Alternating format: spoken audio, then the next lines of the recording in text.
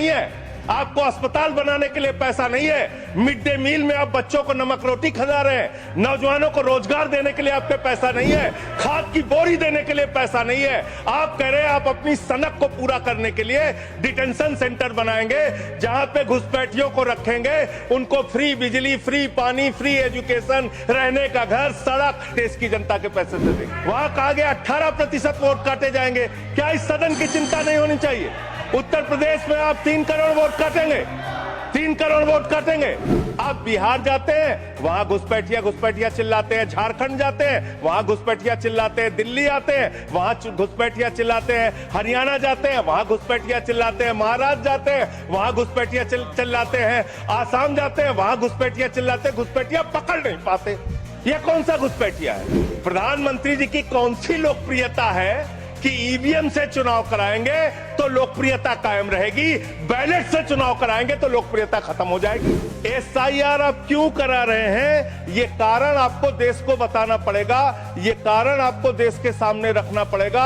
ऐसे नहीं कि हम तुगलक हो गए हैं, हमारे दिमाग में सनक आ गई है, हम पूरे देश में एसआईआर कराएंगे। चुनाव सुधार जैसे महत्वपूर्ण विषय पर, जिसमें इस समय पूरे देश की चिंता है, ऐसे महत्वपूर्ण विषय पे मुझे अपनी बात कहने का मौका दिया।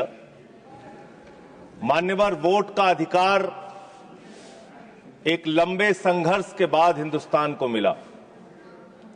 अंग्रेजों ने 190 साल तक हिंदुस्तान पर राज किया।